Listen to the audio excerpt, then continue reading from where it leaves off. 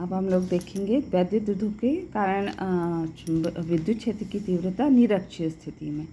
ठीक है, देखो यहाँ पे हमारे पास वैद्युत द्विध्रुव है, माना कि ए भी एक वैद्युत द्विध्रुव है जिसमें आवेश का परिमाण Q है, धन Q आवेश और प्लस Q आवेश से बना है और दोनों के बीच की दूरी कितनी है 2L।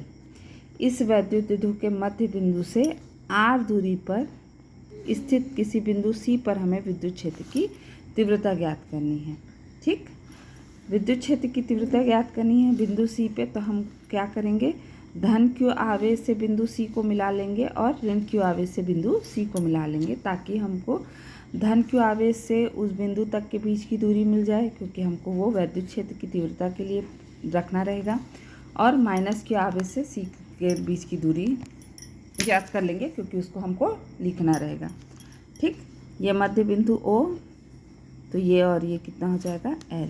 और मान लो चूँकि निरक्षीय स्थिति में दिख रहा है, तो मान लो कि ये जो झुकाव है, कोण दिख रहा है, उस कोण का मान लो थीटा है। ठीक है, ये थीटा हमको अभी यूज़ आएगा इसलिए। ठीक, तो हम सीधा अपना जैसा अक्षीय स्थिति के लिए काम किए थे वैसे ही काम करते हैं। प्लस Q आवेश के लिए विद्युत क्षेत्र की तीव्रता और माइनस Q आवेश के लिए विद्युत क्षेत्र की तीव्रता क्रमशः निकाल लेते हैं। प्लस Q आवेश के लिए अब एक चीज़ और काम कर लेते हैं। हमको यहाँ पे 20 AC जो दूरी है ना, ये भी थीटा हो जाएगा, AC जो दूरी है उसका मान हमको नहीं पता है।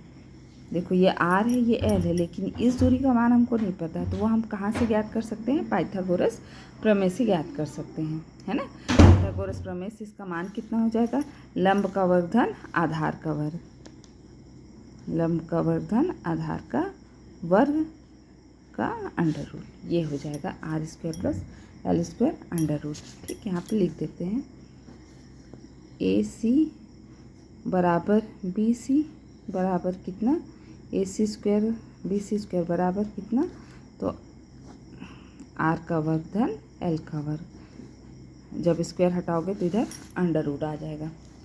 ठीक है, अब हम सीधा अपना प्लस Q आवेश के कारण विद्युत क्षेत्र की तीव्रता निकाल लेते हैं E1। तो E1 बराबर कितना हो जाएगा, 1/4πε0 Q अपॉन R² की जगह यहाँ पे देखो दोनों के बीच की दूरी कितनी है, AC का स्क्वायर, AC का मान इक्वेशन में पुट करने पर ये हो जाएगा 1/4πε0 Q, AC² बराबर कितना हो जाएगा, R² प्लस L²। डायरेक्शन की बात करें तो इसका डायरेक्शन प्लस से माइनस की ओर रहता है, तो A से C की ओर होगा। तो अब हम अपने डायग्राम में A से C की ओर विद्युत क्षेत्र की तीव्रता को दर्शा देते हैं। ये कहीं हमारा E1 हमको मिलेगा, ये A से C की ओर। सिमिलरली माइनस Q आवेश के कारण भी विद्युत क्षेत्र की तीव्रता निकाल लेंगे, और मान लो उसको हम E2 से डिनोट करें, तो E2 बराबर भी कितना हो जाएगा, 1/4πε0 Q अपॉन R² यानी दोनों भी आवेशों के मध्य की दूरी यानी BC², तो ये हो जाएगा BC²। BC का मान भी हम यहाँ पे पुट कर देंगे, तो ये हो जाएगा 1/4πε0 Q upon R² plus L²। AC का मान लो चाहे BC का वही मान है। डायरेक्शन की बात करें तो ये ऋण आवेश की ओर रहेगा, मतलब इसका डायरेक्शन C से B की ओर रहेगा। ठीक, तो हम अपने डायग्राम में इसका डायरेक्शन बता दें, तो इसका डायरेक्शन हो जाएगा ये C से B की ओर, ये हो गया E2। ठीक, अब देखो E1 और E2 दोनों की अगर हम तुलना करें तो वास्तव में E1 बराबर है किसके, E2 के। यहाँ पे भी वही मान आपको मिल रहा है, यहाँ पे भी देखो वही समीकरण आपको मिल रहा है। तो पहली चीज़ तो E1 बराबर E2 के हैं, यानी दोनों का परिमाण क्या है, बराबर है। दिशाएं अलग अलग हैं, और दिशाएं भी कैसी अलग अलग हैं कि देखो यदि हम E1 और E2 समान लंबाई का E1 और E2 लेके वेक्टर खींचे, तो यहाँ पे समानांतर चतुर्भुज बन जाएगा, और हमारा समानांतर चतुर्भुज का नियम आ जाएगा, जो हमने कक्षा 11वीं में सदिशों के लिए पढ़ा था, जब सदिशों को जोड़ना हो, घटाना हो, सदिशों के योग का नियम, तो त्रिभुज का नियम, समानांतर चतुर्भुज का नियम।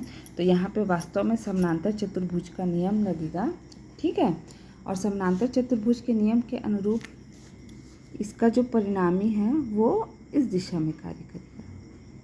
समानांतर चतुर्भुज यदि आप बना रहे हो तो उसका जो विकर्ण रहेगा उस दिशा में इसका परिणामी कार्य करता है, ठीक है। समानांतर चतुर्भुज में सीधा आपका माना जाता है बच्चे, जैसे ए और बी मान लो, ये दो वेक्टर होते हैं, तो ए बी कॉस थीटा ऐसे करके आता है, ठीक। लेकिन एक दूसरा तरीका भी है, मान लो हमको समानांतर चतुर्भुज का नियम याद नहीं है, तो हमारे पास दूसरा तरीका है। देखो ये एंगल कितना है, थीटा, तो ये एंगल कितना हो जाएगा, थीटा। सिमिलरली ये एंगल भी कितना हो जाएगा, थीटा।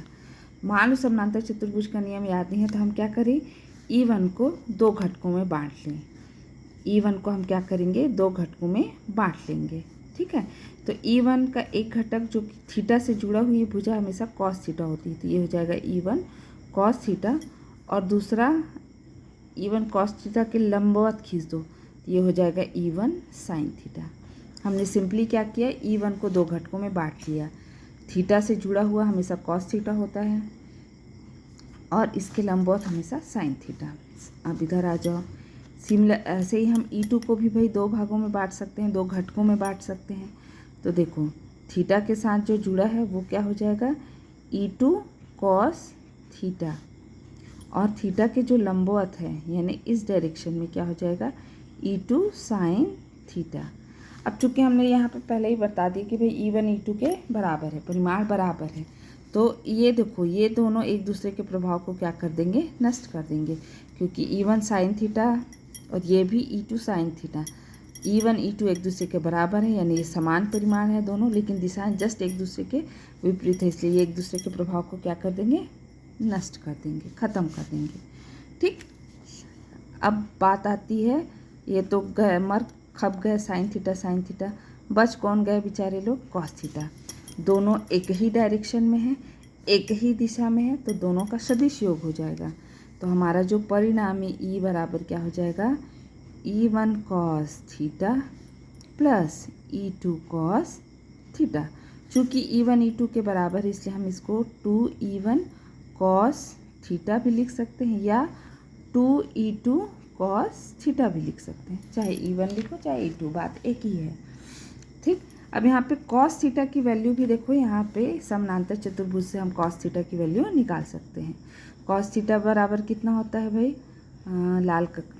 आधार बटे कर्ण, आधार L, कर्ण कितना है ये, तो कॉस थीटा की वैल्यू कितनी हो जाएगी, कॉस थीटा की वैल्यू समकोण त्रिभुज CAO से, समकोण त्रिभुज CAO से cos theta is equal to कितना हो जाएगा, L/r का स्क्वायर प्लस L स्क्वायर, आधार बटे कर्ण, ठीक।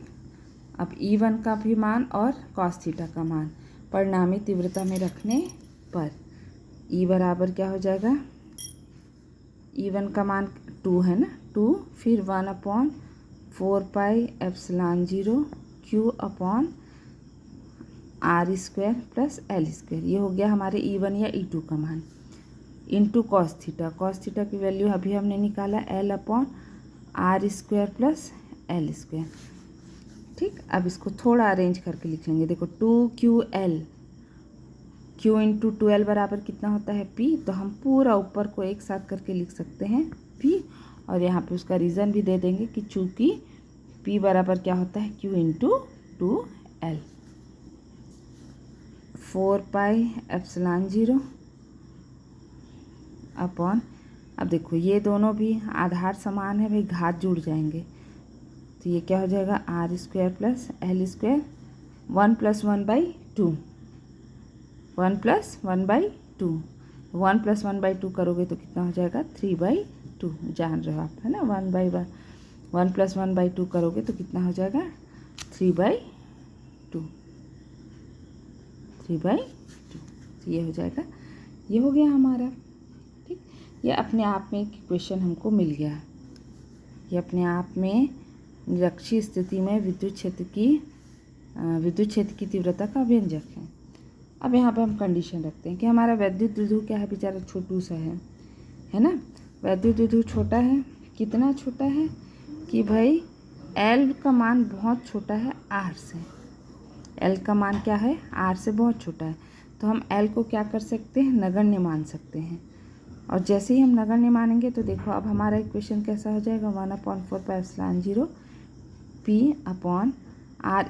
L को नगण्य मानेंगे, शून्य मान लेंगे, उसको गायब कर देंगे, और 3/2, 2 कैंसिल, E बराबर, अब आपको फाइनल एक्सप्रेशन मिल गया 1/4πε0 P/r3।